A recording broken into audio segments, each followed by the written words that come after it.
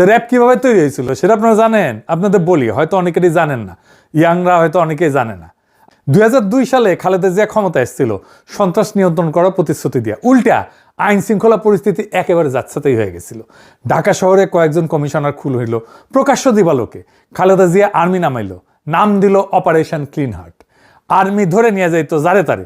Army ক্যাম্পে নির্যাতনে যারা মারা যেত কইতো হার্ট অ্যাটাক করছে। অপারেশনে 40,000-এর বেশি নিরাপত্তা বাহিনী অংশগ্রহণ করেছিল। যৌথ বাহিনী 11,245 জনকে গ্রেপ্তার করছিল। শত শত মানুষ আহত হয়েছিল। 40 জনের বেশি হেফাজতে মারা গেছিল। 40 জন। এইসব বিচার বহির্ভূত হত্যাকাণ্ডকে খালেদা জিয়ার সরকার ইন্ডেমনিটি দিল। আইন শৃঙ্খলা পরিস্থিতির ড্রামাটিক উন্নতি হয়েছিল, এটা সত্য।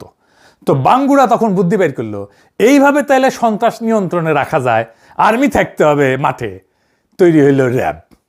এই র্যাব গঠন করাটাই তো আইনত একটা ভুল ধারণা, মারাত্মক ভুল ধারণা। বাঙ্গুরা এমনই গর্ধব যে এটা যে খুনি বাহিনী হয়ে উঠবে সেটা বুঝতে পারেন, এটা প্রথমেই বোঝা যায়। প্রতিষ্ঠার পরে খালেদা জিয়া র্যাবের ভূমিকা প্রশংসা করছিলেন, বলছিলেন যে প্রশংসা করতেছে সন্ত্রাস দমনে সাহসী এবং নিরপেক্ষ অভিযান চালানোর জন্য। পরে উনি বুঝেছিলেন যে ভুল হয়েছে। ভুল বুঝে কি করলেন? 2014 সালে খালেদা জিয়া র্যাবকে ক্যান্সার বলে বিলুপ্তির দাবি করলেন। নারায়ণগঞ্জে 7 খুনের পর খালেদা জিয়া প্রথম প্রকাশ্যে র্যাব বিলুপ্তির দাবি তোলেন। 10ই মে 2014 নিখোঁজ বিএনপি নেতা সাজেদুল ইসলাম, মানে আমাদের তুলির ভাই আর কি, তার পরিবারের সঙ্গে দেখা করে বললেন যে র্যাব গঠন হয়েছিল জনগণের জীবন সম্পদ রক্ষা করার জন্য, কিন্তু এখন এই বাহিনী রাজনৈতিক উদ্দেশ্যে ব্যবহার হইতেছে। আমি এই এলিট ফোর্স বিলুপ্তির দাবি করতেছি।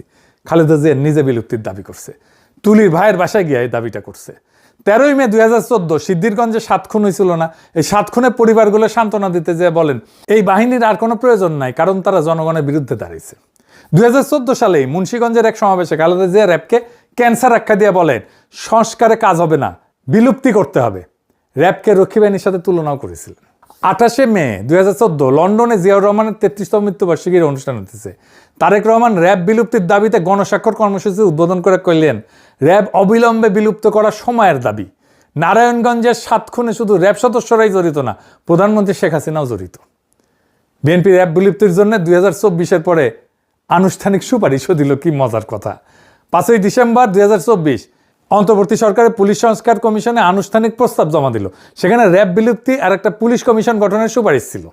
10ই ডিসেম্বর গুলশান কার্যালয়ে সংবাদ সম্মেলন করলো বিএনপির স্থায়ী কমিটির সদস্য আর এখনকার স্পিকার মেজর হাফিজ। ওইখানে আনুষ্ঠানিকভাবে দাবিটা ঘোষণা করে ভিডিও আছে, দেখেন, এডিটর সাহেব দেখান। যত ধরনের খুন যখন এবং যত এক্সট্রা জুডিশিয়াল কিলিং সব কিছু অধিকাংশই এই র্যাবের মাধ্যমে হয়েছে। সেজন্য আমরা এটিকে বিলুপ্ত করার জন্য সুপারিশ করেছি। দেখেছেন, এইভাবে বলার পরে ইউনূস সরকারের তো উচিত ছিল